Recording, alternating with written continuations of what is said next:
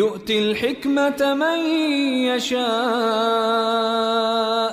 আসসালামু আলাইকুম রহমতুল্লাহ নাহমাদুহু ওয়া নুসাল্লি আলা রাসূলিহিল কারীম আম্মা বাদ।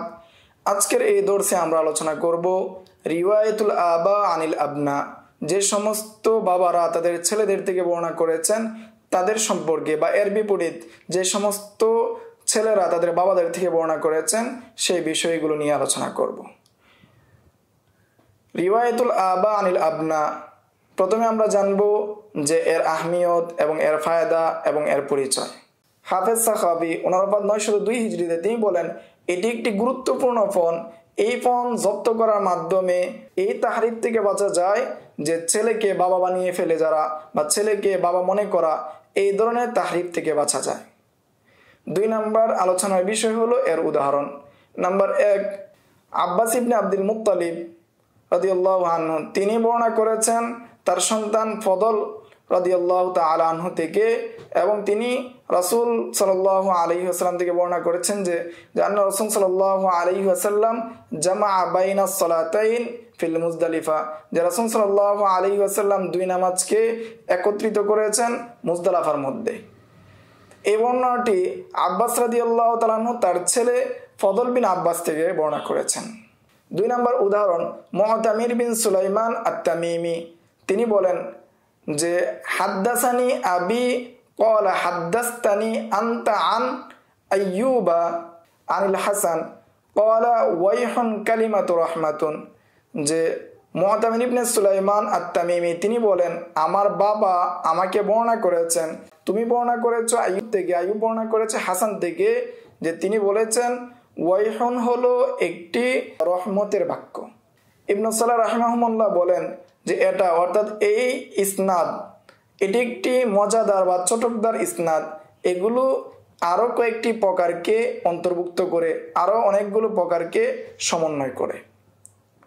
3য় আলোচনা, হাফেজ জাইনুদ্দিন আল ইরাকি 406 হিজরিতে তিনি বলেন যে বড় একটি দল রয়েছে যে যারা তাদের সন্তানদের থেকে বর্ণনা করেছেন, যেমন আনাস ইবনে মালিক, তিনি একজন সাহাবী, তিনি বর্ণনা করেছেন তার সন্তান থেকে, কিন্তু সন্তানের নাম উল্লেখ নাই, তিনি তার সন্তান থেকে বর্ণনা করেছেন। জাকারিয়া ইবনে আবি জাদা, তিনিও তার সন্তান থেকে হাদিস বর্ণনা করেছেন। এবং ইউনুস ইবনে আবি ইসহাক আস-সাবিঈ, তিনি তার সন্তান ইসরাইল থেকে হাদিস বর্ণনা করেছেন। অনুরূপভাবে যে আলেম এবং মুহাদ্দিস থেকে বিরাট একটি সংখ্যক লোক অনুরূপ কাজ করেছেন। 2 নম্বর আলোচনার বিষয় রিওয়ায়াতুল আবনা আনিল আবা, অর্থাৎ ছেলেরা তাদের বাবাদের থেকে বর্ণনা করা। এটি হলো এই 2টি গুরুত্বপূর্ণ যে রয়েছে এর 2য় প্রকার, যেটা একটি প্রসিদ্ধ একটি সনদের পদ্ধতি বা সনদের ধারা। হাফেজ আল ইরাকি 806 হিজরিতে তিনি বলেন যে এই জানা, এই প্রকার জানা অত্যন্ত গুরুত্বপূর্ণ, যখন রাবির বাবার নাম এবং দাদার নাম মুবহাম থাকবে, রাবির বাবার নাম এবং দাদার নাম উল্লেখ থাকবে না, বরং শুধু উল্লেখ করে দেয় যে শুধু বাবা অথবা দাদা, এটা উল্লেখ করে দেয়, তখন এটা অত্যন্ত গুরুত্বপূর্ণ যে তার বাবাকে এবং দাদাকে সেটা জানা। এর প্রকারভেদ, এটি 2 ভাগে বিভক্ত। প্রথম প্রকার হলো ছেলে তার বাবা থেকে শুধু বর্ণনা করে, দাদা থেকে বর্ণনা করে না। এই প্রকারটা অত্যন্ত প্রশস্ত, অর্থাৎ এইরকম রেওয়ায়াত বা এরকম সনদ অনেক পাওয়া যায়। যেমন রিওয়ায়াতু আবিল আশারা আদ-দারিমি, তিনি তার পিতা থেকে, তিনি রাসূল সাল্লাল্লাহু আলাইহি ওয়াসাল্লাম থেকে বর্ণনা করেছেন, এবং তার এই সনদ সুনানে আরবা'র মধ্যে উল্লেখ রয়েছে। ইবনে সালাহ বলেন আবুল আশারা দ্বারা উদ্দেশ্যকে সে নিয়ে ইখতিলাফ রয়েছে। তন্মধ্যে প্রসিদ্ধ হলো আবুল আশারা দ্বারা উদ্দেশ্য হলো তার নাম হলো উসামা ইবনে মালিক ইবনে কিহতম হায়া হাওয়াজ, আবার কেউ কেউ বলেন কিহতম হায়া হুত্তি, আবার কেউ কেউ বলেন আতরিদ বিন বাজার, আবার কেউ কেউ বলেন ইবনু বালসি, এবং তার নামের মধ্যে তার বাবার নামের মধ্যে অনুরূপ ইখতিলাফ রয়েছে। 2য় প্রকার হলো যে ছেলের বর্ণনা বাবার থেকে এবং বাবার বর্ণনা তার দাদার থেকে, অর্থাৎ রাবির দাদার থেকে। যেমন বাহাজ ইবনে হাকিম আন আবিহি আন জাদ্দিহি। এই সনদের মাধ্যমে অনেক হাদিস বর্ণনা করা হয়েছে।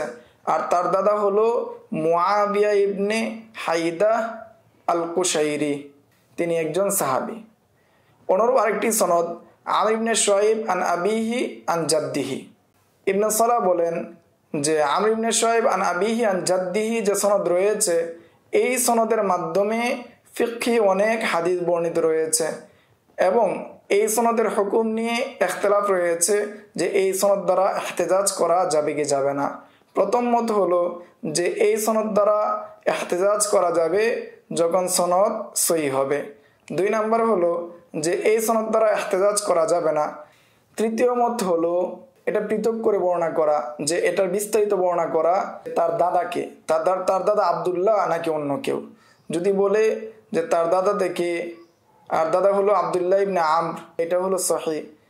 আর অনুরূপভাবে যদি বলে যে আন জাদ্দিহি, এরপর বলে ক্বালা সামিআতু রাসূলুল্লাহ সাল্লাল্লাহু আলাইহি ওয়াসাল্লাম, যে আমি রাসূল সাল্লাল্লাহু আলাইহি ওয়াসাল্লাম থেকে শুনেছি, তাহলে দালালত করবে এর দ্বারা উদ্দেশ্য হলো আব্দুল্লাহ, মুহাম্মদ না, তখন এর দ্বারা ইহতিজাজ করা যাবে। আর যদি তার দাদা দ্বারা অন্য কেউ উদ্দেশ্য হয় তাহলে ইহতিজাজ করা যাবে না। চতুর্থ মাযহাব হলো যে এখানে তাফরিক করা, যে পরিপূর্ণ বাবাদের নাম এবং দাদাদের নাম, রাবিদের নাম উল্লেখ করা, শুধু আবিহি আন জাদ্দিহির উপর ইকতিসার না করা। যখন সুস্পষ্টভাবে বলবে তখন সেটা হুজ্জত হবে, অন্যথায় হুজ্জত হবে না। হাফেজ ইবনে সালাহ ওনার ওফাত 643 হিজরিতে, তিনি বলেন যে এই ধরনের প্রকার থেকে অন্যতম একটি প্রকার হলো বা অন্যতম একটি উদাহরণ হলো যে আবুল ফরজ আব্দুল ওয়াহাব বিন আব্দুল আজিজ আত-তামিমি আল ফাকি আল হাম্বলি, তার রেওয়ায়াত যে তার বাগদাদের মধ্যে জামিউল মনসুরের মধ্যে ওয়াজ এবং ফতোয়ার হালকা ছিল, তিনি বর্ণনা করেছেন তার বাবা থেকে। অনুরূপভাবে ধারাবাহিকভাবে তার বংশ পরক্রমায় 9 জন বাবা, দাদা, পরদাদা এভাবে বর্ণনা করেছেন। এরপর তিনি নিজ সনদে খতিবে বাগদাদি থেকে বলেন হাদ্দাসানা আব্দুল ওয়াহাব বিন আব্দুল আজিজ বিন হারেস বিন উসাইদ বিন লাইস। এরপর তিনি দীর্ঘ সনদ বর্ণনা করেন। সনদের শেষ পর্যায়ে তিনি বলেন সামিআতু আবি ইয়াকুল, এইভাবে 9 জনকে উল্লেখ করেন।